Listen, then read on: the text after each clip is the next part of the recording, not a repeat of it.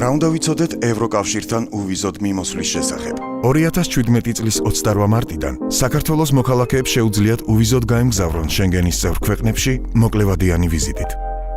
შენგენის სივრცე. ადამიანთა თავისუფალი მიმოსვლა ევროპული ინტეგრაციის დასაწყისიდანვე ერთ-ერთი უმნიშვნელოვანესი მიზანი იყო. 1957 წელს ევროპის ეკონომიკური თანამეგობრობის დაარსებისას, რომის ხელშეკრულება უკვე ითვალისწინებდა თავისუფალ მიმოსვლას. თუმცა ამ პრინციპის რეალობად ქცევას 20 წელზე მეტი დასჭირდა. 1980-იან წლებში ევროპის ეკონომიკური თანამშრომლობის წევრმა 5 ქვეყანამ ბელგია, გერმანია, ლუქსემბურგი, საფრანგეთი, ჰოლანდია გადაწყვიტა შეექმნა ტერიტორია შიდა საზღვრების გარეშე. 1985 წლის 14 ივნის ლუქსემბურგის პატარა ქალაქ შენგენთან ახლოს ხელი მოეწერა ხელშეკრულებას, რომელიც მიზნად ისახავდა ადამიანთა თავისუფალი მიმოსვლის უზრუნველყოფას. მოგვიანებით შენგენის ხელშეკრულებას იმპლემენტაციის კონვენციაც დაემატა და ამ უკანასკნელის ძალაში შესვლის შემდგომ გაუქმდა შიდა საზღვარი და შეიქმნა საერთო გარე საზღვარი. შენგენის სივრცე ნელ-ნელა გაიზარდა და ახლა უკვე 26 ქვეყანას მოიცავს. აქედან 22 ქვეყანა ევროკავშირის, ხოლო 4 ისლანდია, ლიხტენშტაინი, ნორვეგია და შვეიცარია ევროპის თავისუფალი ვაჭრობის ასოციაციის წევრია.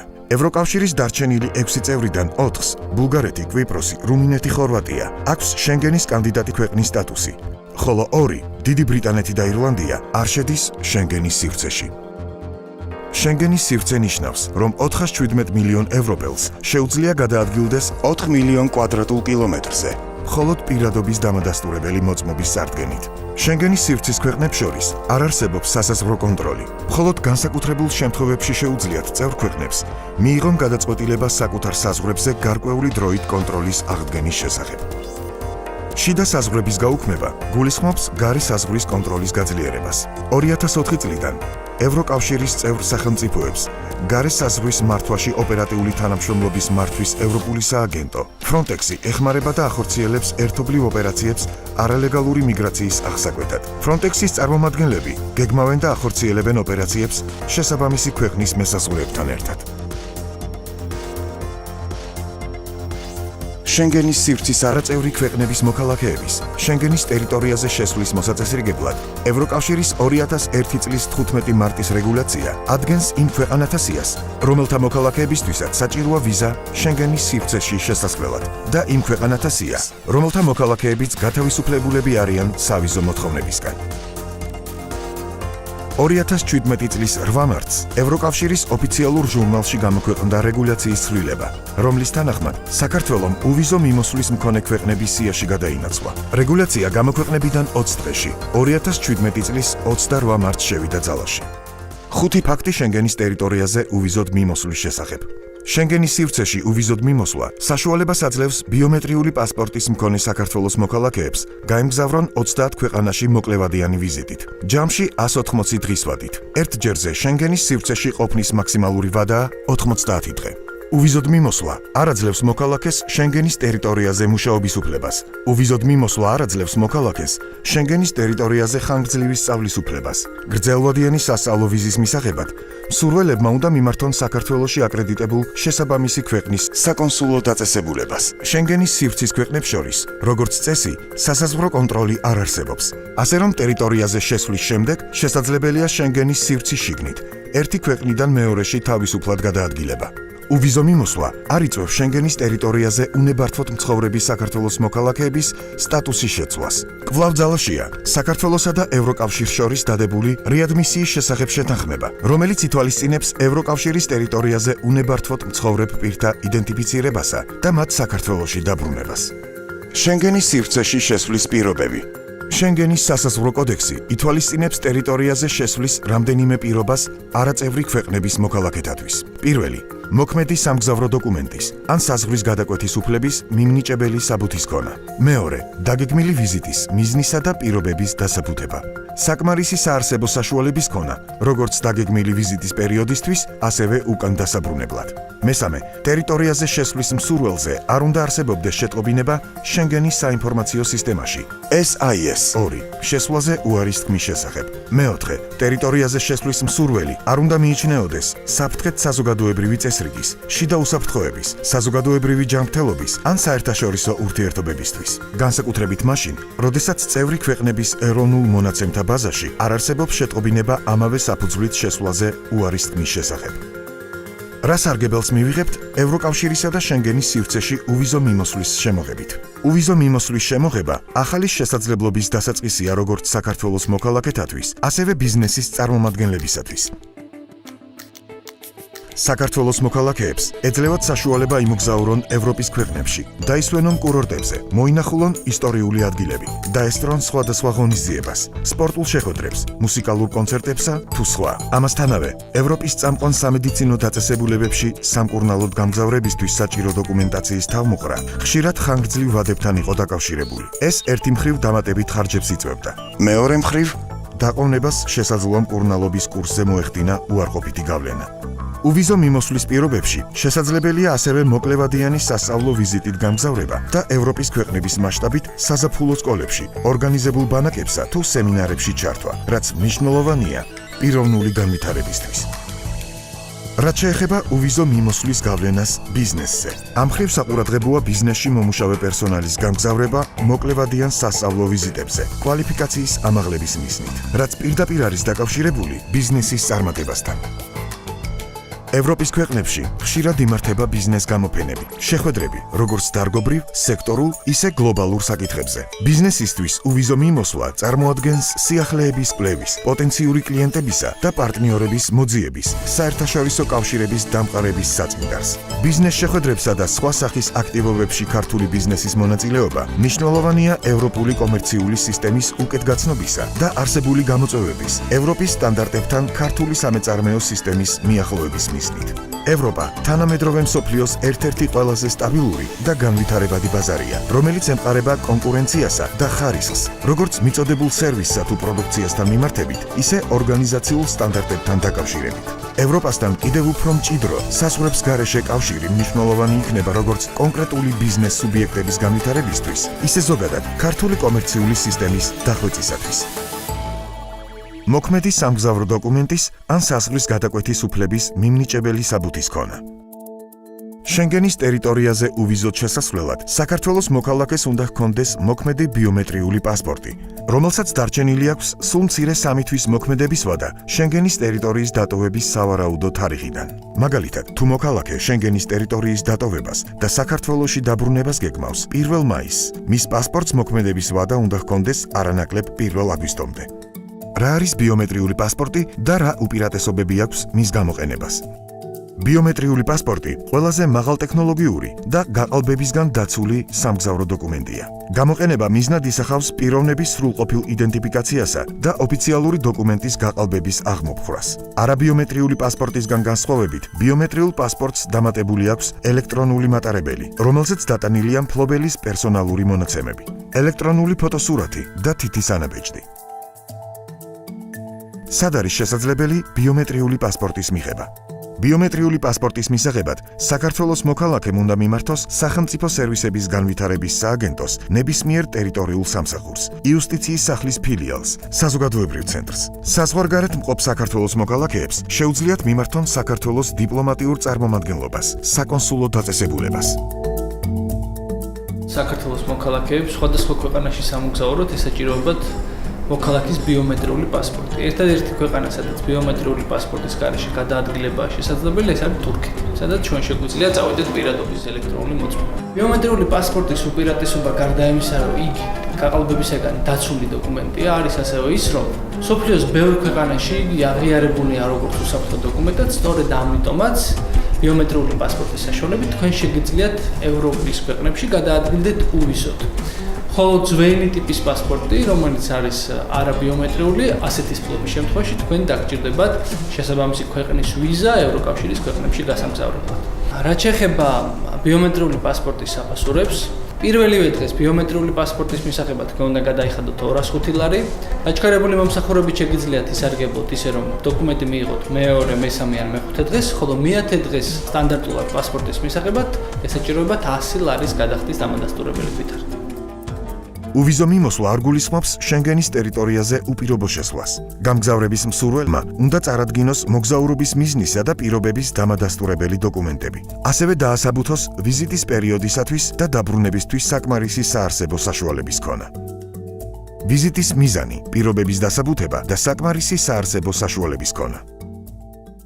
მოკლევადიანი ვიზიტის მიზანი შეიძლება სხვადასხვა იყოს: ტურისტული მოგზაურობა, ევროკავშირის ტერიტორიაზე მცხოვრები ოჯახის წევრების, ნათესავების, ახლობლების მონახულება, საქმიანი შეხვედრების გამართვა, კულტურულ, პოლიტიკურ, სამეცნიერო, სპორტულ ღონისძიებებში, კონფერენციებსა თუ სემინარებში მონაწილეობა, მოკლევადიან სასწავლო კონკურსებში, ტრენინგებსა თუ სტაჟირების პროგრამებში მონაწილეობა, სამედიცინო მომსახურების მიღება.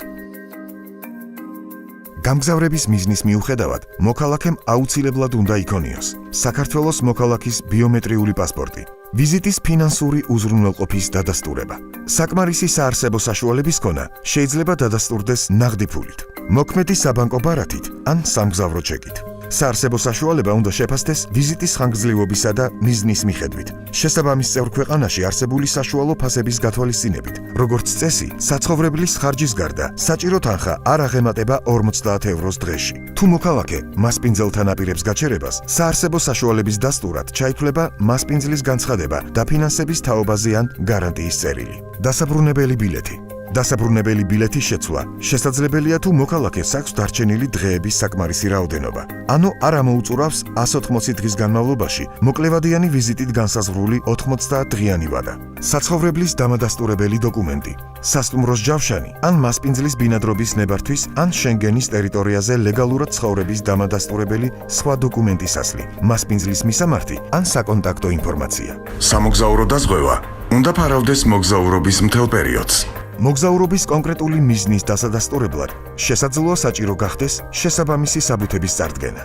ტურისტული მოგზაურობა, ორგანიზებული მოგზაურობის ჯავშანი ან სხვა დოკუმენტი, რომელიც ადასტურებს ასახავს მოგზაურობის გეგმებს. ოჯახის წევრების, ნათესავების, ახლობლების მონახულება. ოჯახის წევრის, ნათესავის, ახლობლის, შესაბამისი ქვეყნის კანონმდებლობის შესაბამისად შედგენილი მოწვევა. დოკუმენტი, რომელიც ადასტურებს ოჯახის წევრის, ნათესავის, ახლობლის ლეგალურად ყოფნას, მათი მისამართი და საკონტაქტო ინფორმაცია, თუ მათთან რჩებით. საქმიანი შეხვედრა, კომპანიის ან სხვა დაწესებულების მოწვევა, კონფერენციაში ან სხვა ვაჭრობასთან, მრეწველობასთან ან სხვა საქმიან სფეროსთან დაკავშირებულ ღონისძიებაზე, გამოფენაზე, ფორუმზე, კონგრესზე დასასწრები ბილეთი, სხვა დოკუმენტი, რომელიც ასაბუთებს სავაჭრო ან სხვა საქმიანი ურთიერთობების არსებობას, კულტურულ, პოლიტიკურ, სამეცნიერო, სპორტულ ღონისძიებებში, კონფერენციებში, სემინარებში მონაწილეობა. მოწვევა, ჩაწერის დამადასტურებელი დოკუმენტი, ღონისძიების პროგრამა, რომელშიც მითითებულია შესაძლებლობის შემთხვევაში მასპინძელი ორგანიზაცია და დარჩენის ხანგრძლივობა, მოკლევადიან სასწავლო კონკურსებში, ტრეინინგებში, სტაჟირების პროგრამებში მონაწილეობა, სასწავლო დაწესებულებაში, ტრენინგზე, პროფესიულ ან თეორიულ სასწავლო პროგრამაზე ჩაწერის დამადასტურებელი დოკუმენტი, სამედიცინო მომსახურების მიღება, სამედიცინო დაწესებულების წერილი, რომელიც ასახავს გამგზავრების მიზანს, სამედიცინო მომსახურების სახეს, სამედიცინო დაწესებულებაში ყოფნის ზუსტ ან სავარაუდო პერიოდსა და მომსახურების გადასახადის ზუსტ ან სავარაუდო ოდენობას. თანმხლებ პირთან ერთად მოგზაურობის შემთხვევაში სამედიცინო დაწესებულების მიერ გაცემული საბუთი, რომელიც ადასტურებს, რომ პაციენტს ესაჭიროება თანხლება.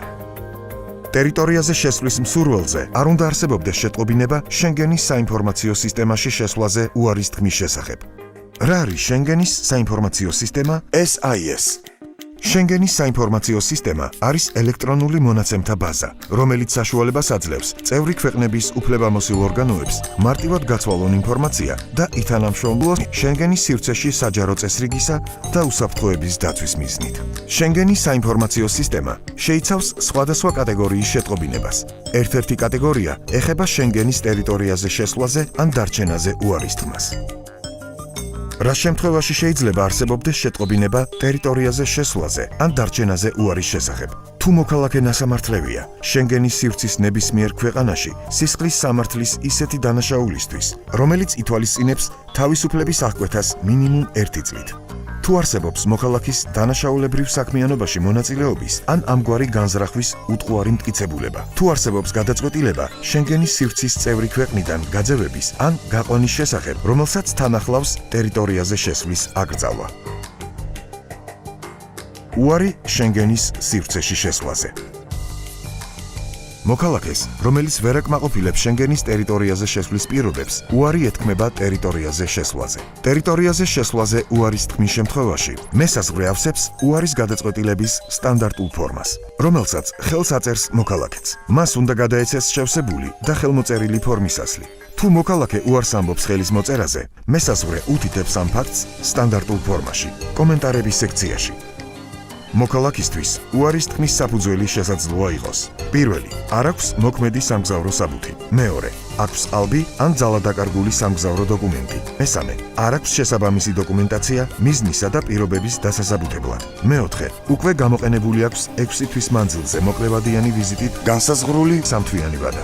მეხუთე, არ აქვს საკმარისი საარსებო საშუალება დაგეგმილი ვიზიტის პერიოდისთვის ან უკან დასაბრუნებლად. მეექვსე, არსებობს შეტყობინება შესვლაზე უარის თქმის შესახებ.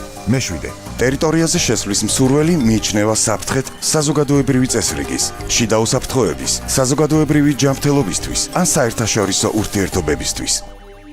მოქალაქეს აქვს უფლება გაასაჩივროს უარის გადაწყვეტილება უარის ფურცელში მითითებული წესების შესაბამისად. თუ მოქალაქეს უარი ეთქვა ტერიტორიაზე შესვლაზე, ის ბრუნდება საქართველოში თავისი ხარჯით.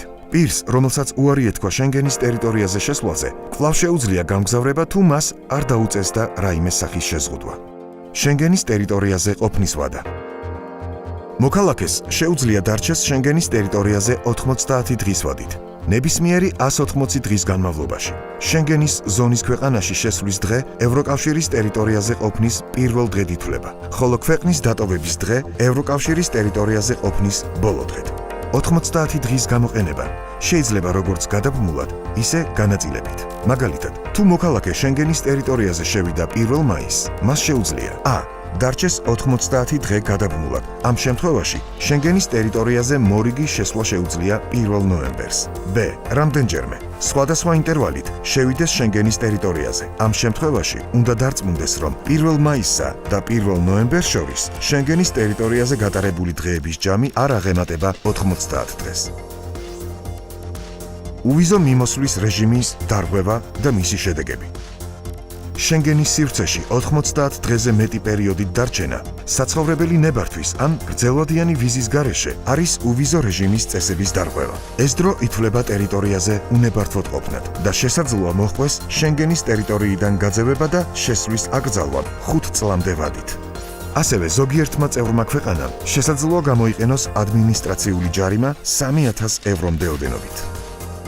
ტერიტორიიდან გაძევების შემთხვევაში პირი ხვდება შენგენის საინფორმაციო სისტემაში და რეგისტრირდება შეტყობინება შენგენის ტერიტორიაზე შესვლაზე უარის თქმის შესახებ, რაც მას ხელს შეუშლის შემდგომი შენგენის სივრცის საზღვრის გადაკვეთაში. რადგან მოკლებადიანი ვიზიტი არ იძლევა მუშაობის უფლებას, შენგენის სივრცეში უნებართვოდ მუშაობა წარმოადგენს უვიზო რეჟიმის წესების დარღვევას და შესაძლოა მოჰყვეს ქვეყნიდან გაძევება და ტერიტორიაზე შესვლის აკრძალვა. უვიზო რეჟიმით სწორად სარგებლობა მნიშვნელოვანია როგორც საქართველოს თითოეული მოქალაქის წარმატებისთვის, ისე საქართველოს ევროინტეგრაციის პროცესის სწორად წარმართვისთვის. ვიდეორგოლი დამზადებულია არასამთავრობო ორგანიზაცია SIDA-ს მიერ.